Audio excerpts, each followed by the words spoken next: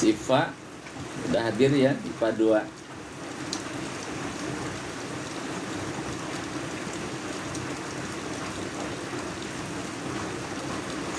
Sefira udah hadir, IPA 6.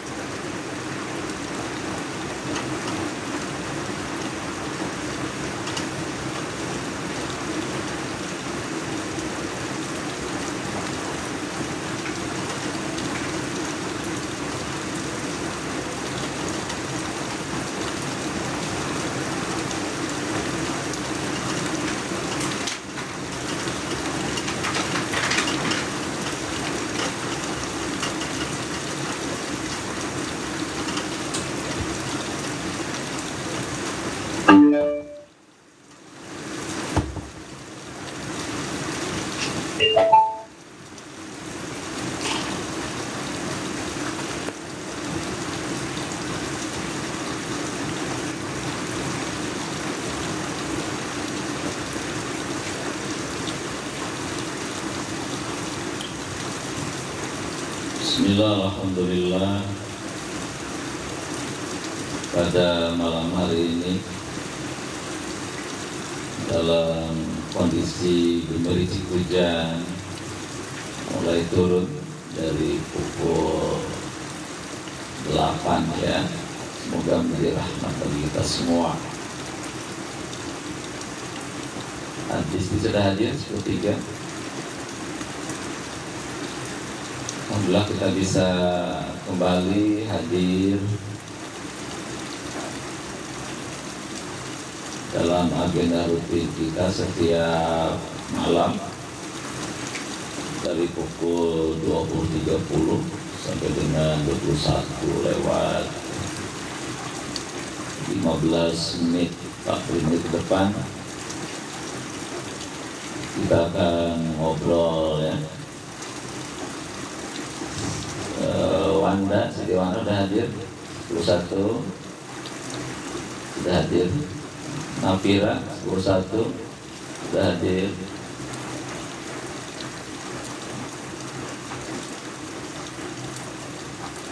Obrolan malming ya, malam minggu di bawah guyuran hujan kita ngobrol sampai jam 21 lewat 30 menit. Yang sudah masuk maka mau menyampaikan pertanyaannya boleh, mangga. Sebelum buat teman-teman yang lain masuk ya, mangga ada yang mau disampaikan berupa pertanyaan, saran atau pendapat, mangga dipersilakan. Nadia Salfitri sudah hadir di PS 3. Mirau itu lupa lagi, Mirau itu siapa ya? Lupa lagi. Mirau itu kelas lupa lagi Mirau itu siapa ya kemarin, aduh lupa.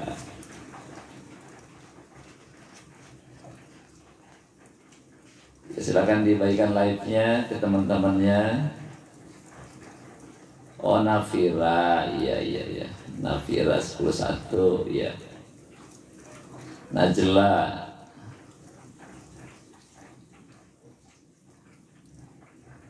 kalau ada orang yang pacaran bertahun-tahun bukan dosa apa terus.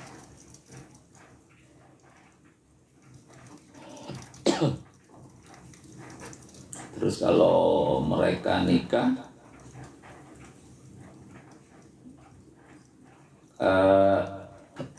pacaran itu kan perbuatan dosa kepada Allah. kalau dia bertobat dari dosanya, asalkan tobat yang sungguh-sungguh, ya Allah mengampuninya ya gitu.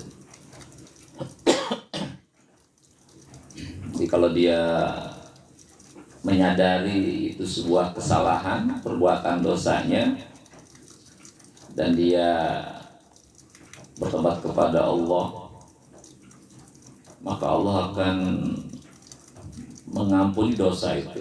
Yang penting tadi tobatnya tobat yang sebenarnya, ya, dan disegerakan, gitu kan. Nah, biasa hadir ya, biasa.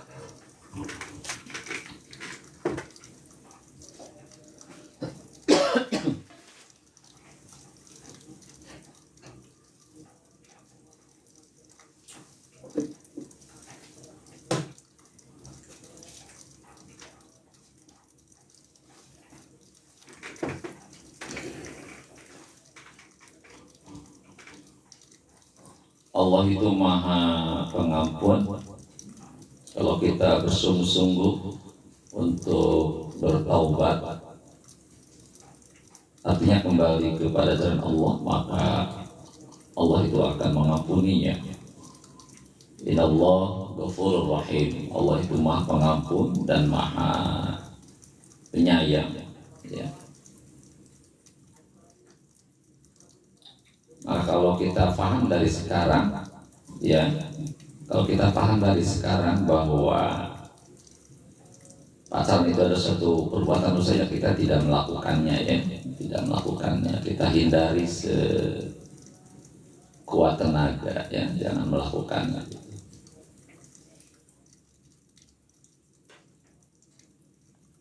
Baik, sambil menunggu teman-teman yang lain masuk dan juga menunggu pertanyaan masuk, ya, kita coba mulai dulu. Kita buka dulu, nanti insya Allah di jalan kita akan bergabung beberapa teman yang lain. Bismillahirrahmanirrahim. Assalamualaikum warahmatullahi wabarakatuh. Innal hamdalillah, salatu wassalamu ala Rasulillah wa ala alihi wa ashabihi wa mawalah, wa la hawla wa la quwwata illa billah. Rabbi shrah li sadri wa yassir li amri wahlul 'uqdatam min lisani yafqahu qawli. Ya Fatahu alim bi rahmatika ya arhamar rahimin. Amma ba'd. Kalian hadir, Ririn sudah hadir. Ayo bertahan 30 menit ke depan. Ya, tidak keluar dulu. Kita sama-sama untuk belajar, mengikuti kajian malming, ya. Semoga ada ilmu yang kita dapatkan dari obrolan malam hari ini. Pak Iza, IPS 2 sudah hadir.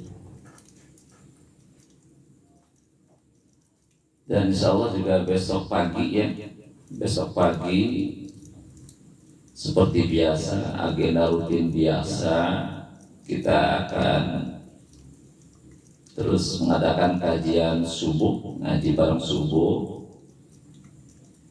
Sesi pertama pukul 5 sampai 5.30, dan sesi kedua 5.30 sampai dengan pukul 06. Ya, jadi sekali lagi untuk agenda rutin kita setiap pagi, sesi 1 itu bertempat di masjid, ya, ada ngaji bareng di masjid dari pukul 5 sampai 5.30, setengah 6. Nah, sesi kedua kita ada kajian Al-Quran yang wajib diikuti oleh seluruh siswa, ya. Terima kasih kiriman bunga mawarnya Vini Winda, ya, terima kasih. Jadi seluruhnya besok pagi setelah sholat subuh berjamaah, kondisi tidak tidur dulu, tetap kita standby. kita akan kajian pagi Ahad itu dari 5.30 sampai dengan pukul 06.00. Baik, pada malam hari ini, Vini tahun berapa Vini teh? Alumni tahun berapa? Teh Vini alumni tahun berapa? Udah lama atau masih hangat? Nah, terima kasih telah bergabung ya. Terima kasih sudah bergabung malam hari ini walaupun lewat 2015 ya. Ke 10 tahun yang lalu ya. Oh ya, Vini ya. Ingat rasa Vini ya. Nah, iya ya, Vini ya. 2015 ya, alhamdulillah. 10 tahun yang lalu kita bersama-sama di SMA 4, sekarang udah lulus ya, udah kerja ya. Alhamdulillah bisa bergabung.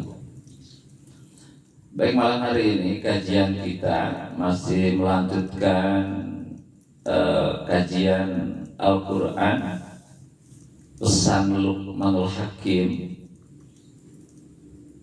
Berarti hadir ya, 13. Pesan Luqmanul Hakim di dalam Quran surah Luqman ayat 18 sekarang ya. Malam yang lalu telah kita selesaikan pesan Luqman di ayat yang ke-17.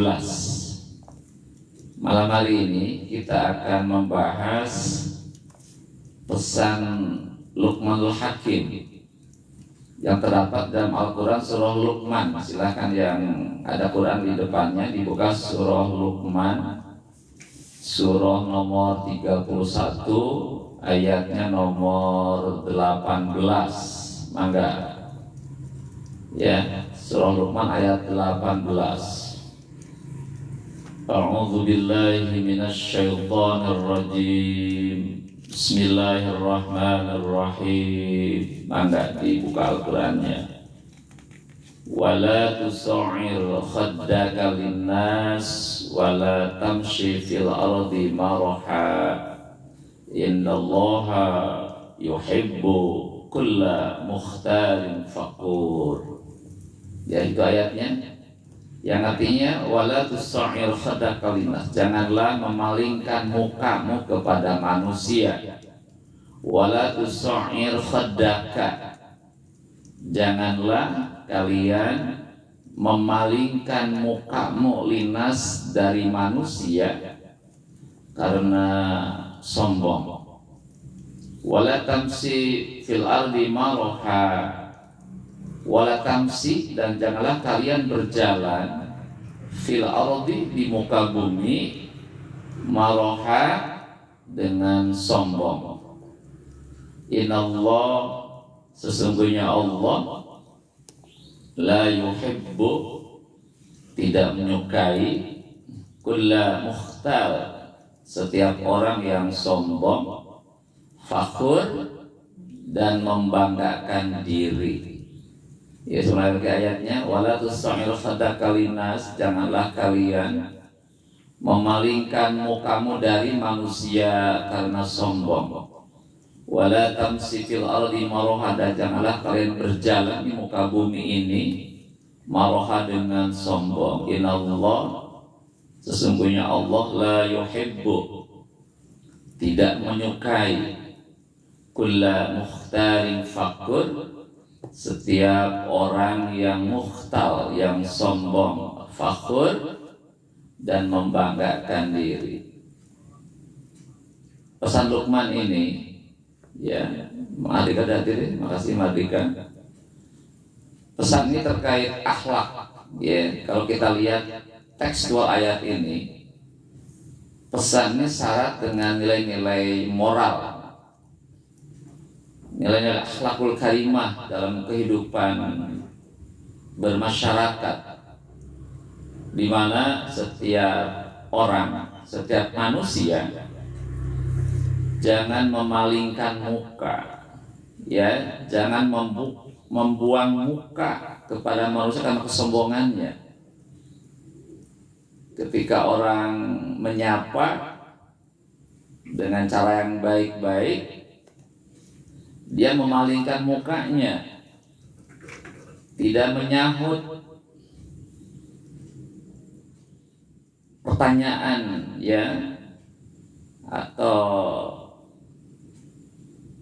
apa yang dikatakan, apa yang memanggil orang itu. Ketika orang memanggil, dia tidak merespon panggilan itu, malah dia memalingkan mukanya. Karena apa? Karena kesombongan dia. Ya, ini terkait akhlak Islam. Jadi jangan sekali-kali kalau orang memanggil kita, bertanya kepada kita, lantas kita memalingkan muka kita, tidak menyahut panggilan itu, tidak merespon panggilan seseorang. Kenapa? Karena kesombongannya. Yang kedua, kata Allah, janganlah kalian berjalan di muka bumi dengan sombong. Hadirin rahimakumullah, di dalam hadis Rasulullah Shallallahu Alaihi Wasallam itu dikatakan, seseorang tidak akan masuk surga jika dalam dirinya ada sedikit saja sombong dalam jiwanya. Sekali lagi, jadi seseorang tidak akan masuk surga apabila di dalam dirinya terdapat sedikit saja sikap sombong, baik sombong kepada Allah atau sombong kepada manusia. Dan mesti dipahami bahwa yang berhak sombong hanyalah Allah. Ya, jadi yang berhak sombong itu hanyalah Allah. Yang berhak mengenakan pakaian kesombongan hanyalah Allah. Kenapa? Allah itu kan akbar. Allahu akbar. Allah itu maha besar. Ya, sifat amarah 13. Kenapa hanya Allah yang boleh bersombong? Karena Allah itu zat yang maha besar. Yang besar apanya? Yang besar kekuasaannya, kemampuannya. Allah dapat menciptakan alam semesta yang begitu luas. Allah berhak menciptakannya. Manusia tidak bisa. Allah pemilik langit dan bumi. Lillahi ma fis samawati wal ardh. Kepunyaan Allah lah apa yang ada di langit dan apa yang ada di bumi. Langit bumi ini punya Allah. Punya Allah. Kalau coba dihitung berapa nilai uang dari langit bumi ini. Ya, berapa nilai uang bumi kalau diuangkan? Di Citra Raya saja 1 meternya udah di atas 20 juta ya. Di Citra Raya nih, yang dulunya hanya ratusan ribu per meternya, paling hanya 10.000 awal-awal sebelum dibangun. Kalau sudah punya nilai jualnya sampai mencapai 20 juta per meternya. Ya, Kaisa IPA 5 sudah hadir ya, gadis. Itu sudah hadir 11. Jadi kalau kita menilai berapa kekayaan Allah, ya itulah langit bumi ini punya Allah. Kalau diuangkan bumi ini sudah tak terhitung. Nah, sedangkan manusia sekarang punya tanah itu ngaku-ngaku saja.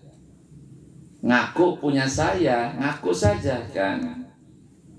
Itu bukan punya dia. Itu punya Allah, diaku oleh manusia. Jadi orang yang sekarang punya tanah ribuan hektar itu ngaku-ngaku saja. Karena dia tidak pernah dulu bikin bumi. Yang punya bumi adalah Allah, gitu ya. Sekali lagi, Jadi kenapa Luqman berpesan kepada anak agar tidak sombong? Sombong itu merasa dirinya lebih baik daripada yang lain, lebih baik, lebih kaya, lebih pintar, dan itu menjadi peluang tidak lagi menerima saran, tidak menghargai orang, tidak mau menerima saran orang lain. Ya, karena dia merasa lebih pandai, lebih pintar, dia lebih hebat dari sisi intelektualnya. Karena kesombongannya, dia tidak mau menerima saran orang karena merasa dirinya lebih hebat, gitu kan. Gitu. Kalau lihat dari sisi itu, ya kita ini makhluk yang lemah, tidak punya apa-apa. Hadirin Allah, kalau kita lihat pada realitas ya, kenyataannya,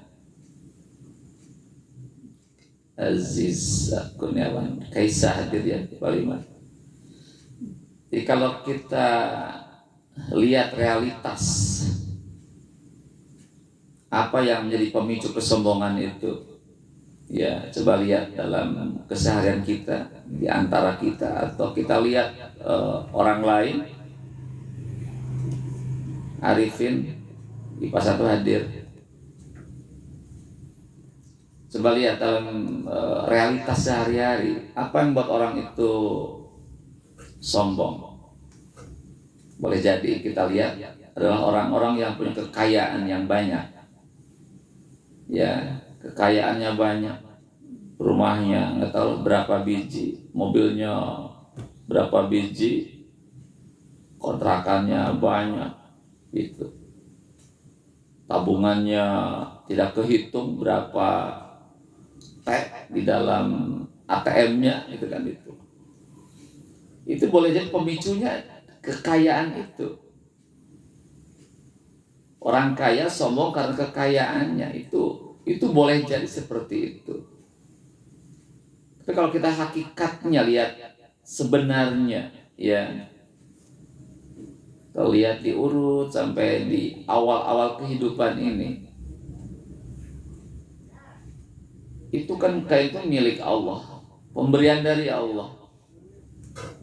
Ketika kita lahir ke dunia ini, semua orang dalam keadaan telanjang bulat, tidak punya apa-apa. Tidak punya apa-apa yang kita bawa, ya. Tidak bawa uang, tidak bawa ATM, tidak bawa motor, mobil, apalagi rumah, tidak dibawa, telanjang. Tapi setelah dia beranjak dewasa, dia bekerja, baru Allah memberikan secara bertahap kekayaan itu sampai sekarang terus gitu. Jadi hakikatnya harta kita adalah pemberian dari Allah, bukan milik kita. Dan nanti ketika habis masa limit hidup kita, harta kita akan ditinggal begitu saja dan menjadi milik daripada anak-anak atau saudara kita, begitu ya, gitu. Jadi pemicu kesombongan diantaranya adalah kekayaan yang kita miliki. Sehingga dengan kesombongannya itulah ada orang yang tidak mau bergaul dengan orang-orang yang lebih rendah harta kekayaannya dibandingin dia. Tidak mau bergaul dengan orang miskin. Tadi disapa orang, dia tidak mau merespon panggilan itu. Kata Allah dalam Al-Quran, wala tusa'ir khaddaka linnas, jangan memalingkan muka karena kesombonganmu itu.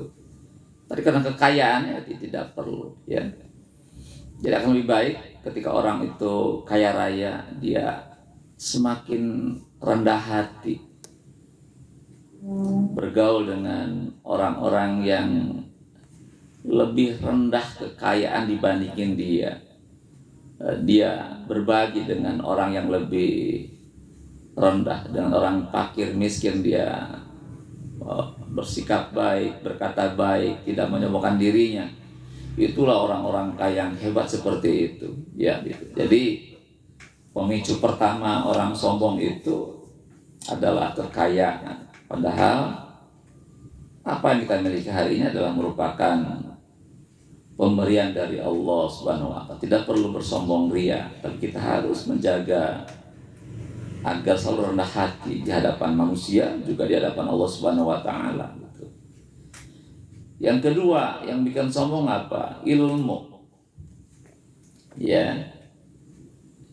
Seorang ilmuwan, seorang yang cerdas. Mungkin dalam pemahaman agama yang seorang ulama katakan ya, seorang ustadz. Itu bisa juga bersikap sombong juga. Sombong karena ilmunya, karena keluasan ilmunya bisa jadi bikin sombong. Merasa dialah yang paling pintar, paling cerdas pemahamannya. Orang lain tidak tahu apa-apa. Jadi orang yang merasa dirinya lebih cerdas, lebih pintar, lebih pandai, lebih luas ilmunya, itu bisa menjadi sombong. Atau dia merasa lebih banyak muridnya, lebih banyak pengikutnya. Itu pun pemicu orang menjadi sombong. Saya mah banyak, jutaan orang pengikut saya, ribuan orang. Orang lain mah cuma beberapa orang saja. Hebat dong saya. Itu akan muncul seperti itu. Itu termasuk kategori sombong. Maka itu para ulama, para ustadz, para kiai itu boleh jadi seperti itu. Ya, makanya padahal kalau kita lihat dari awalnya saja. Ya, lihat dari awalnya kehidupan ini. Surah An-Nahl 78. Wallahu akhrajakum min butuni ummahatikum la ta'lamuna syai'a wa ja'alakumus sam'a wal absar wal afidah. Ya, gitu. Lihat artinya ayat itu apa. Dan Allah, wallahu akhrajakum, Allah telah mengeluarkan kamu mimbutuni ummahatikum, dari perut, dari rahim ibumu.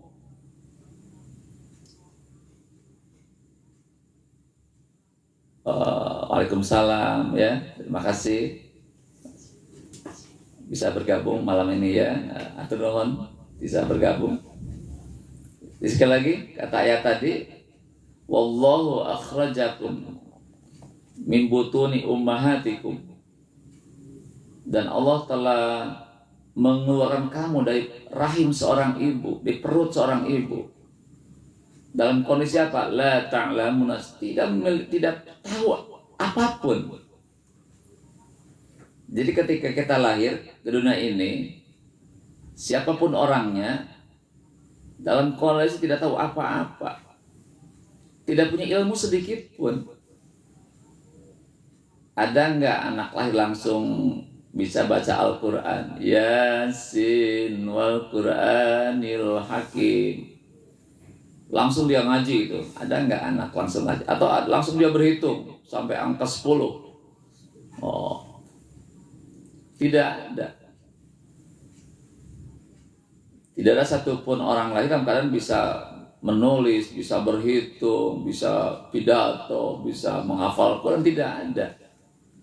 Kenapa? La ta'lamuna syai'a, tidak tahu sesuatu pun ya. Nah, maka kata Allah, agar orang tahu, dapat ilmu, bertambah pengetahuannya, maka kata Allah, wa ja'alakum, maka Allah menjadikan baginya apa? As-sam'a, pendengaran, wal absar, dan penglihatan, wal afidah, dan hati. Jadi kalau agar orang itu dapat ilmu yang cukup, pengetahuan yang cukup, maka Allah bikin gerbang ilmunya dulu. Apa gerbang ilmu itu? Adalah pendengaran. Ketika ada orang berbicara, kita mendengarkannya, itu ilmu masuk lewat pendengaran. Semakin banyak mendengar orang berbicara ilmu, akan semakin banyak ilmu masuk ke dalam memori otak kita. Yaitu semakin banyak mendengarkan kajian ilmu, semakin banyak. Semakin sedikit mendengarkan kajian ilmu, itu akan semakin sedikit juga. Makanya ketika ada kajian ilmu, itu si kuping dibuka lebar-lebar, dengerin kata demi kata. Itu butuh fokus ya, fokus.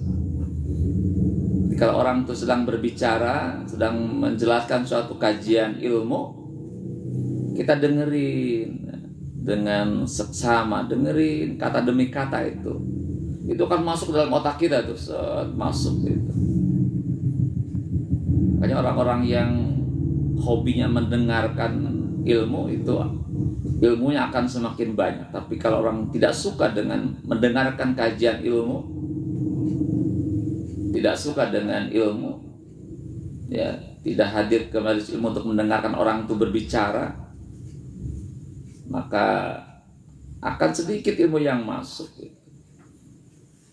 Makanya malam ini pun dalam kajian seperti ini, kalau kita simak dengan baik apa yang saya sampaikan atau orang lain menyampaikan, itu ilmu akan masuk dengan begitu deras dalam otak kita. Iza udah hadir ya, Nur Fajriah udah hadir, alhamdulillah. Ayo kita bertahan sampai 30 menit ke depan. Yang kedua, Allah bikin gerbang ilmu yang kedua apa? Adalah absor. Rizik Saifullah hadir ya. Jadi yang kedua, ilmu itu akan masuk ke dalam gerbang kedua, namanya adalah absor, mata. Membaca tulisan, membaca Al-Quran, membaca buku, dibaca dengan mata kita. Dengan membaca, dengan melihat suatu ilmu, itu ilmu akan masuk ke dalam memori otak kita. Dan itu lebih membekas ya. Ada teks tuh di televisi, di internet, teksnya dituliskan kan. Itu ketika dia melihat tulisan itu yang berisikan ilmu, itu akan masuk dalam otak kita gitu. Maka semakin banyak dia membaca, semakin banyak dia melihat tayangan ilmu, maka ilmu akan begitu banyak deras masuk ke dalam otak kita gitu. Tapi semakin sering kita membaca ya, atau yang dibaca yang bukan ilmu, yang lain-lainnya ya, ilmu akan sedikit. Makanya saran saya kepada para siswa ya, kalau pengen banyak ilmu, maka banyak baca. Iqra bismi rabbikal ladzi khalaq, khalaqal insana min. Baca. Buku adalah gudangnya ilmu. Kuncinya adalah membaca. Ya, jadi sekali lagi bahwa buku itu gudangnya ilmu. Al-Quran ini adalah gudangnya ilmu. Kalau pengen membuka isi buku apa, membuka isi Quran apa, maka kuncinya adalah membaca. Semakin banyak membaca, maka semakin banyak ilmu yang masuk ke dalam otak kita itu. Tapi kalau kita tidak pernah membacanya, ya sedikit membaca kita, nanti ada kesulitan ya. Ilmu yang masuk akan tidak terlalu banyak gitu. Jadi yang kedua, agar orang dapat ilmu, maka Allah bikin gerbangnya dulu. Tadi pertama adalah pendengaran, kuping. Kedua adalah gerbangnya adalah mata. Yang ketiga adalah afidah, hati. Nah ini, hati itu termasuk gerbangnya ilmu. Kalau ilmu pengen cepat masuk, ada hub, ada cinta dalam hati kita, dan mau memahami ilmu itu, mau mengerti, memahami gitu kan. Cinta, dia cinta dengan ilmu, maka setiap ilmu yang masuk dia akan dipahami dengan baik. Itu. Maka kalau ilmu yang dipahami, dimengerti, akan lebih menetap, lebih kuat lama dalam jiwa kita, dalam otak kita, akan begitu lama. Tapi kalau kita tidak cinta dengan ilmu dan tidak mau memahami ilmu itu, maka ilmu akan cepat lepas lagi gitu. Makanya dalam belajar, rumusnya apa? Kalau pengen mengerti, ya, utama adalah tadi hati kita ada rasa cinta dengan ilmu itu. Kalau sudah ada rasa tidak suka dengan ilmu itu,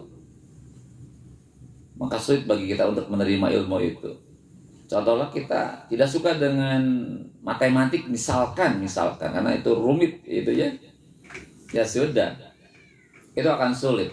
Tapi kalau ada rasa cinta, suka dengan ilmu itu, dan kita pengen mau ngerti, pengen memahami dengan baik, maka ilmu itu akan masuk dengan cepat ke dalam memori otak kita. Itulah Allah telah membuat gerbang ilmu yang begitu lengkap, ya. Jadi pada dasarnya ilmu yang kita miliki hari ini adalah anugerah Allah, ya. Dan pasti pahami juga bahwa ilmu yang kita miliki hari itu sangat sedikit sekali. Jadi dari ilmu yang begitu luas di alam semesta ini, ilmu Allah itu sangat luas. Nah, yang Allah kasih kita cuma sedikit sekali. Wa ma utitum minal ilmi illa qalila. Ini kata Allah begitu. Wa ma utitum minal ilmi illa qalila. Dan tidaklah aku beri kamu ilmu kecuali sangat sedikit sekali. Jadi kata Allah tadi katakan, dan tidaklah aku beri kamu ilmu hanyalah sedikit sekali. Orang itu ilmunya sedikit, nggak banyak. Saya guru agama, guru PAI, saya bisa ngajar PAI. Karena tahu ilmu tentang itu, tapi kalau disuruh ngajar matematik, saya nggak bisa. Sedikit tahu paling, tapi takut salah, ya saya nggak ngajar matematik. Disuruh ngajar fisika, saya nggak sanggup. Juga sebaliknya, guru fisika disuruh ngajar agama, pasti nggak bisa. Karena dia bukan di bidangnya itu. Jadi kita tuh hanya tahu sedikit gitu kan. Maka dari itu, karena ilmu kita sangat sedikit, kita jangan berlaku sombong, ya gitu. Jadi jangan sampai gara-gara ilmu kita luas, kita merasa paling hebat, paling pintar, tidak mau mendengar orang berbicara, tidak mau mendengar pendapat orang. Ya itu tidak perlu kita lakukan semua itu. Ya, karena apa? Tadi ilmu yang kita miliki itu sangat sedikit sekali. Maka kita harus mau mendengar, hobi mendengar orang berbicara ilmu. Jadi yang kedua sekalian, berhati-hati dengan ilmu itu. Kita menjadi sebuah pemicu orang menjadi sombong. Padahal sombong adalah hanya hak dimiliki oleh Allah. Karena Allah ada Al-Alim, Allah maha mengetahui apa yang di alam semesta ini. Kita sangat sedikit ilmu kita, tidak perlu bersombong dengan manusia, juga sombong dengan Allah. Itu yang kedua. Yang ketiga, apa yang buat sombong itu? Adalah kekuasaan atau jabatan kita. Jadi pemicu sombong itu diantaranya adalah kekuasaan kita. Kita berkuasa, dari sebagai kepala negara, kepala provinsi, kepala kabupaten, dia punya kekuasaan. Dia merasa orang hebat, akhirnya tidak mau menghargai orang lain. Dia berbuat semaunya. Itu bisa menjadi sombong karena kekuasaan dia. Dalam sejarah manusia, ada seorang raja yang begitu besar kekuasaannya, sampai-sampai dia mengaku dirinya Tuhan. Saya Tuhan kalian, Tuhan yang sangat agung bagi kalian semua. Siapa itu? Firaun. Ya, itu zaman Nabi Musa alaihissalam. Dia penguasa yang sangat besar. Nah, karena kekuasaannya itu yang begitu besar, sampai dia mengatakan, aku Tuhan kalian semua. Rabbukumul a'la, kata Firaun, aku Tuhan yang sangat tinggi, sembahlah saya itu. Padahal di dalam Al-Quran Allah katakan gimana? Qulillahumma malikal mulki tu'til mulka man tasha wa tanzi'ul mulka mimman tasha wa tu'izzu man tasha wa tudhillu man tasha. Ya gitu. Jadi kal khair. Allah adalah pemilik kekuasaan. Allah memberikan kekuasaan pada orang yang dikehendakinya.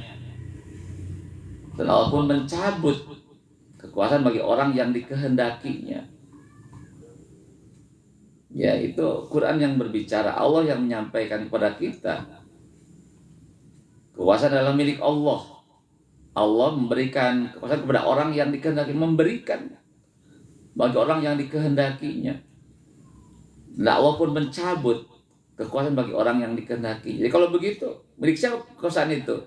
Ya milik Allah. Makanya orang-orang yang punya kekuasaan jangan sombong. Nah, kekuasaan adalah milik Allah. Dan suatu hari ada limitnya. Ada mantan kan ya, ada mantan presiden, mantan gubernur ya, mantan bupati, mantan walkot, mantan camat, mantan kades, mantan kepala sekolah, mantan kepala, itu mantan itu kan dicabut kekuasaannya. Makanya orang yang punya kekuasaan jangan jangan sombong. Karena yang berhak, yang memiliki kekuasaan adalah hanyalah Allah. Itu yang ketiga, jadi pemicunya kekuasaan, jabatan. Ya. Apa yang keempat, pemicu kesombongan adalah kondisi fisik, ya, badan yang kuat, sehat, cantik, ganteng. Itu bisa memicu orang menjadi sombong. Dirinya merasa hebat, kuat, penampilannya menarik, sombong. Padahal kekuatan tubuh yang indah, yang menarik adalah ciptaan Allah, bukan ciptaan manusia. Bukan dia yang memantaskan, tapi Allah yang memantaskan dia. Jadi dia menarik, kuat, itu Allah. Gitu. Kita katakan la haula wala quwata illa billahil aliyyil azim. Tidak punya kekuatan, tidak punya daya, kecuali adalah anugerah dari Allah. Jadi badan yang sehat, kuat, menarik, ya, tidak perlu berlaku sombong. Tapi semakin kuat, semakin menarik, dia semakin rendah hati. Ketika dipuji orang, maka dia bilang, alhamdulillah, segala puji adalah hanya milik Allah. Jadi sekalian, ya, itulah pesan penting dari Luqmanul Hakim kepada putranya. Jadi kata beliau, Pak Luqman, wala tusa'ir khaddaka linnas, janganlah kalian memalingkan muka kepada manusia karena kesombonganmu. Yang kedua, wala tamsi fil ardi marha, janganlah kalian berjalan di muka bumi dengan kesombongan. Kenapa? Innallaha, sesungguhnya Allah la yuhibbu, tidak menyukai kulla mukhtal, setiap orang yang sombong, mukhtal dan fakur, yang membanggakan dirinya. Jadi dengan pesan Luqman ini, jadilah kita pribadi yang rendah hati, ya, rendah hati. Tidak boleh sombong, takabur, tapi tawadhu, rendah hati. Dan orang pun secara fitrah itu suka kepada orang-orang yang rendah hati dan tidak suka dengan orang-orang yang sombong. Orang akan kagum, ya, akan kagum, segan kepada orang-orang yang rendah hati.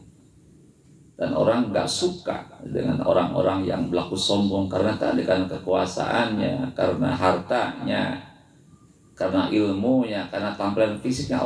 Manusia nggak suka.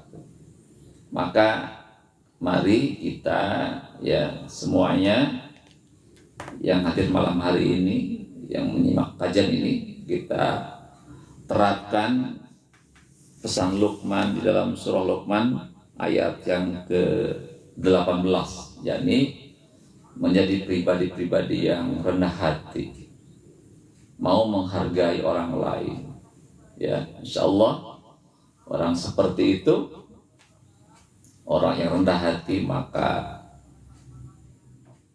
di akhirat kelak akan mendapatkan surganya Allah. Tapi orang-orang yang sombong, sedikit ya sombong dalam dirinya, dengan sombongnya dia menolak kebenaran apapun, maka kata Rasulullah, orang yang sedikit punya sombong dalam dirinya, maka dia tidak berhak masuk ke dalam surganya Allah. Na'udzubillah min dzalik, ya. Nah, itu barangkali kajian malam hari ini semoga bermanfaat, ya.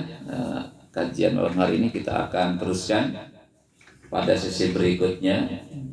Insya Allah besok kita akan hadir kembali, ya, pukul 5.30 sampai dengan pukul 6, ya. Semuanya hadir, standby dari setengah jam langsung. Kita akan tilawah, membaca Al-Quran, dan kita akan lanjutkan kajian Al-Quran. Semoga kita dekat dengan Al-Quran, dekat dengan Allah, dan kita akan mendapatkan ridho dari Allah Subhanahu wa Ta'ala. Demikian, semoga bermanfaat. Tutup kajian malam hari dengan baca hamdalah, alhamdulillahirabbil alamin. Tutup subhanaka Allahumma wa bihamdika, asyhadu an la ilaha illa anta, astaghfiruka wa atubu ilaik. Assalamualaikum warahmatullahi wabarakatuh.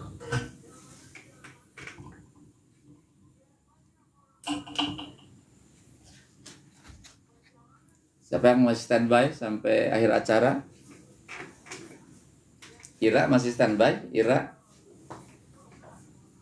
10.3.